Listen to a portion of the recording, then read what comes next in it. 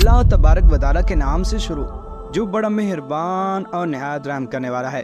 प्यारे दोस्तों, तारीफ और रिजाल निगारान यजीद बिन मुआविया को बनो उमैया और कुरैश में से शुमार करते हैं।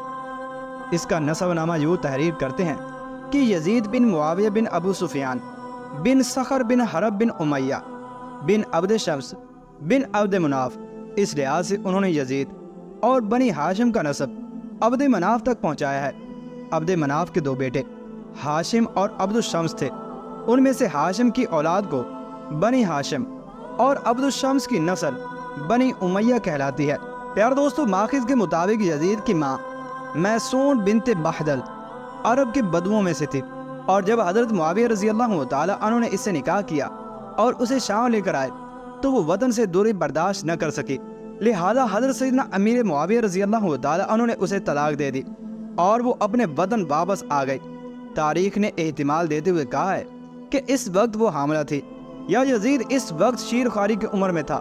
यजीद ने अपना बचपन हुआरीन के कबाइल में से मैसून नामी कबीले में गुजारा, जिसके अफराद इस्लाम से पहले मसीह और बुत परस्त थे, अहले फसाद और शायर थे। उनकी रिहाइश का इलाका शाम में हिम्स का मंतका था।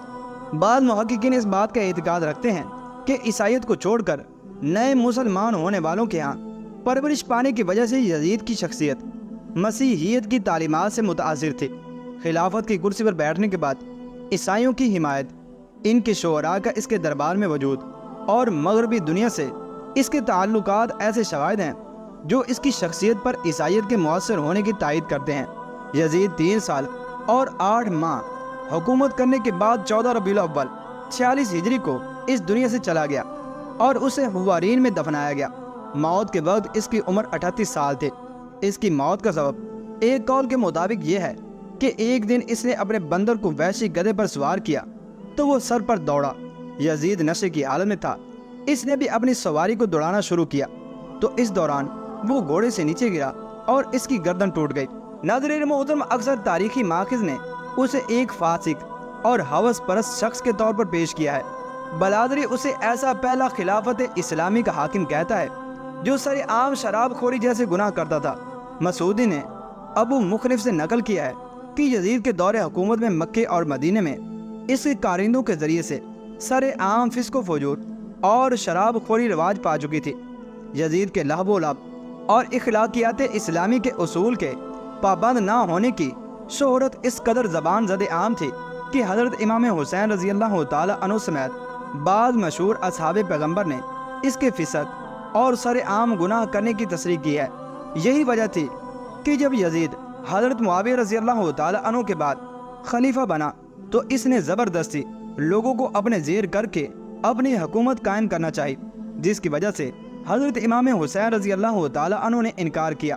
चुनांचे इन्हीं वजूहात की बिना पर हज़रत इमाम हुसैन रज़ी अल्लाह तआला अन्हु ने यजीद को खलीफा मानने से इनकार किया, जिसकी बिना पर करबला जैसा दिल खराश और गमगीन वाक़या पेश आया। चुनांचे यजीद की मक्कारी का इस बात से भी पता चलता है कि ज़ोहर बिन कैस जब लश्कर से पहले यजीद के दरबार में पहुंचा और बड़े फ़ख्र से करबला के हालात सुनाने लगा। गाज़ बिन रबिया कहते हैं कि इस वक्त मैं यजीद के पास बैठा था। यजीद ने पूछा, क्या खबर है?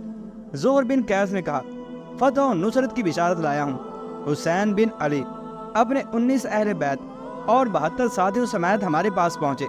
हमने इन्हें बढ़कर रोका और मुतालबा किया कि हमारे अमीरुल मोमिनीन यजीद की बैत को कबूल कर लो, मगर उन्होंने इताअत के बजाय लड़ाई को पसंद किया। चुनांचे हमने तुलुए आफ्ताब के साथ ही उन पर हल्ला बोल दिया और आन की आन में सबका खात्मा कर दिया।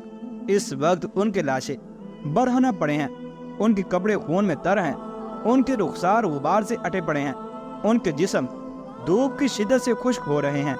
ये सुनकर यजीद सख्त परेशान हो गया और इसकी आंखों में आंसू आ गए। ज़ोहर बिन कैस को कोई इनाम नहीं दिया और कहा कि लानत हो इब्न ज़ियाद पर। अगर मैं वहाँ होता तो हुसैन से दरगुजर करता और खुदा बंदे करीम हुसैन को अपने जवारे रहमत में जगह दे।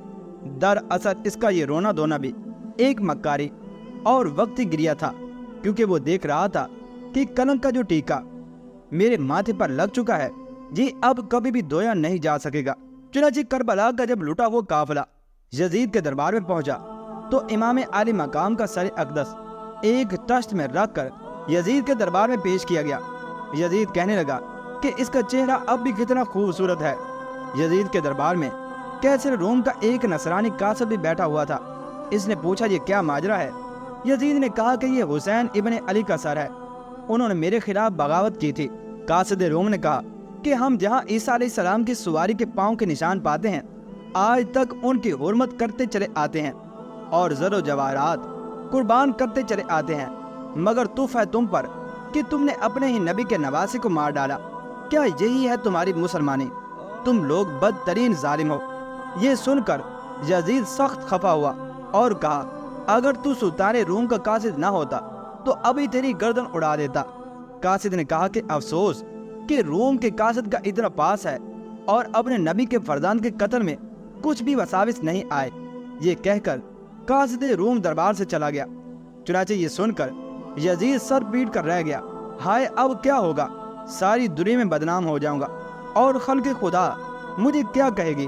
چنانچہ پھر یزید نے اپنے آپ کو بدنامی سے بچانے کے لیے ایک اور چال چلی اور یزید نے اہل حرم کو اپنے گھر کے اندر بھیج دیا اور اپنے گھر والوں کو کہنے لگا اقیمنا علیہن الماتم ثلاثۃ ایام، کہ اہل بیت پر 3 دن تک ماتم کرو۔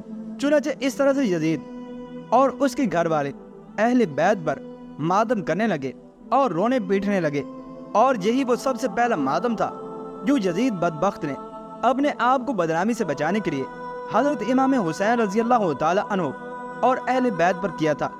یہ دیکھ کر حضرت امام علی مقام کی ہمشیرہ حضرت زینب رضی اللہ تعالی عنہ نے فرمایا اے کوفیو، امام کو خود ہی قتل کر کے اب خود ہی روتے اور پیٹتے ہو، اللہ کرے کہ تم ہمیشہ ہی روتے رہو۔ یہی وجہ ہے کہ اس وقت سے لے کر آج تک کوفی اور ان کے ماننے والے روتے اور پیٹتے چلے آ رہے ہیں، اور یہ دراصل حضرت زینب رضی اللہ تعالی عنہ کی بد دعا ہے جو اللہ تبارک و تعالی کی بارگاہ کے اندر مقبول ہوئی۔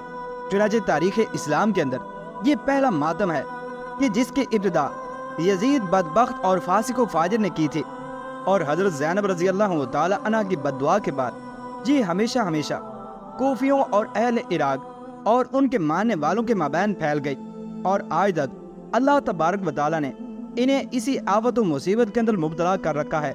اللہ تبارک و تعالی سے دعا ہے کہ اللہ تبارک و تعالی ہمیں اہل بیت اور حضرت امام حسین رضی اللہ تعالی عنہ کی محبت عطا فرمائے، اور ان کے نانا جان حضور اکرم صلی اللہ تعالی علیہ وسلم کی سنت کے مطابق اپنی زندگی گزارنے کی توفیق عطا فرمائے۔ آمین یا رب العالمین۔